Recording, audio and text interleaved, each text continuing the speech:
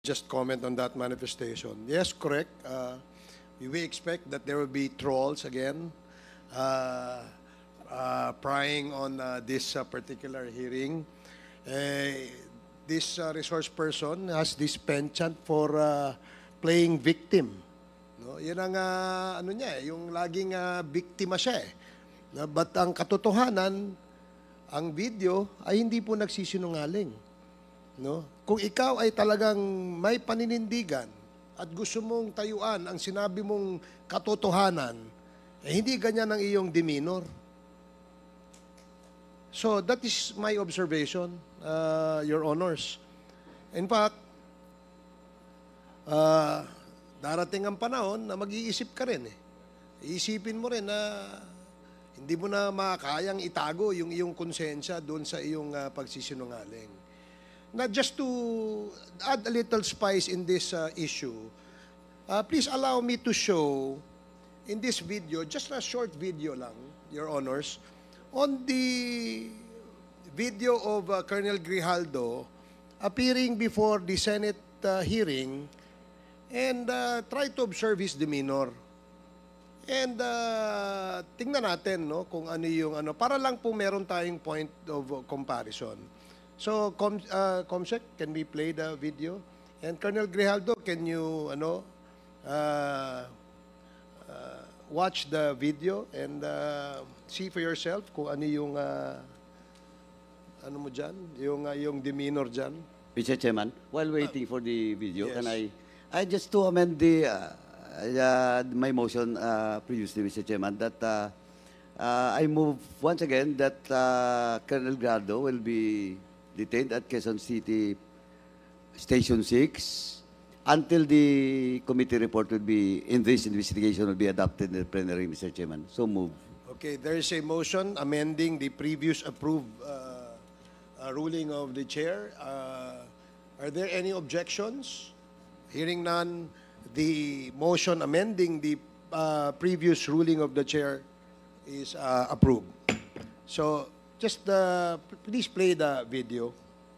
Third level officer, presently assigned a personal holding administrative unit, Camp Crame, Quezon City. After duly sworn to, under oath and in accordance with law, do hereby depose and states that I, together with other invited PNP personnel, attended joint hearing in the House of Representatives. After I answered questions related to extrajudicial killings, Kong Dan Fernandez entered the room and he asked me to sit beside him, and then Kong Abante entered the room. One of the lawyers of Police Karma stood near at my back. Kong Dan Fernandez put the paper he was holding on the table and told me, ito ang sasabihin mong statement na ito. While pointing on the paragraph on the paper, ito ang supplemental affidavit ni Colonel Garma. Sabihin mo, alam mo ang reward system. I-confirm mo lang. Kong Dan told me to read the said affidavit. However, I asked the copy of affidavit he was showing to me to read it. He did not give it to me. Then Kong Abante asked me where I serve as a chief of police, to which I answered, Mandaluyong City Police Station.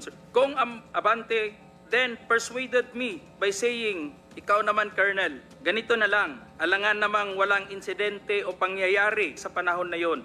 I answered, and I served as a COP in Mandaluyong during the COVID-19 pandemic, and there were less crime committed, and we did not receive any reward from anyone. However, this video... Okay, salamat.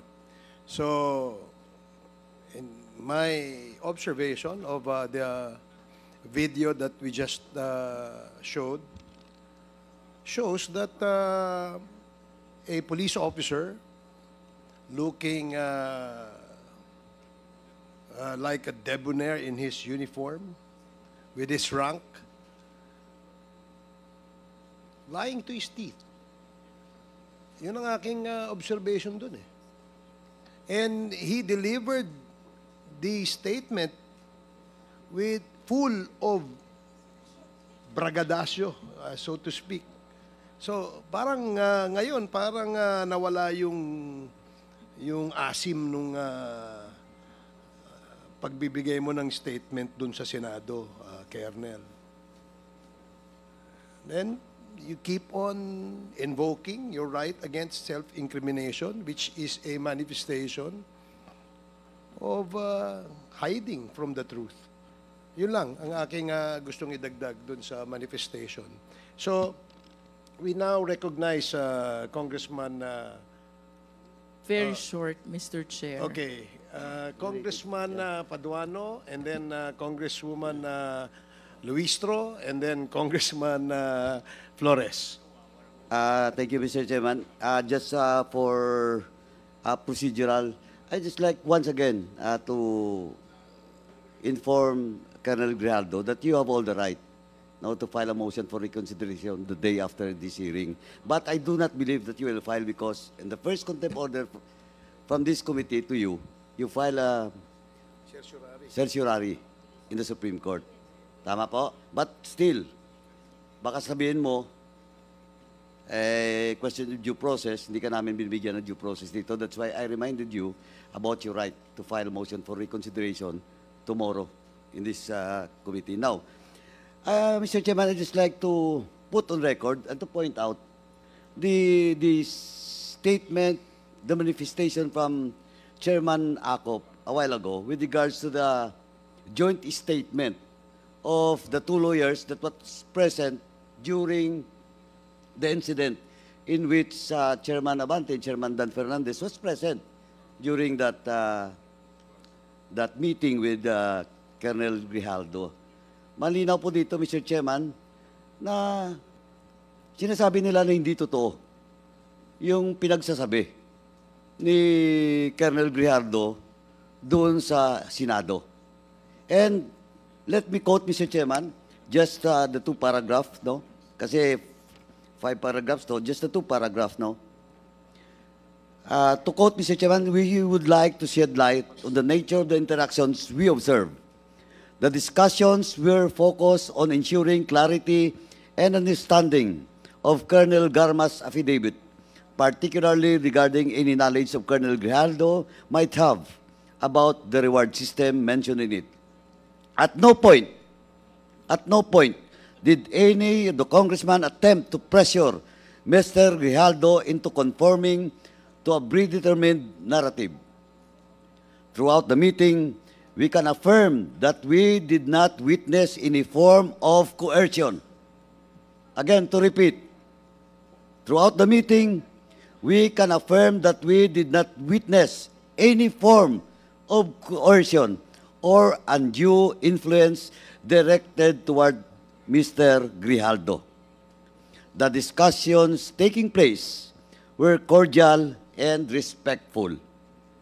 Congressman Dan Fernandez and Congressman Abante engaged in a dialogue that was both professional and focused on the matter at hand. At no point did we see or hear any actions or statements that could be interpreted as pressuring Mr. Grijaldo to conform to a specific narrative. Yun po on record, Mr. Chairman, the joint statement that was signed by the Council of former Colonel Rowena Garma, Attorney Emerito Kilang, and Attorney Rotsib Kumikad, Mr. Chairman. So ito po, nagpapatoo na nagsinungaling si Colonel Grijaldo doon sa Senado. Now, second, Mr. Chairman, I would like to point out, makita po sa CCTV kanina, na paglabas, nakangiti pa. Well, in fact, alam niyo ba, ang kinamayan niya outside of that room was his classmate. Mista niya po. And supposedly, kung inipit siya, pressure siya, ang the first person that he approached outside of that room, kaklase niya, yung mista niya.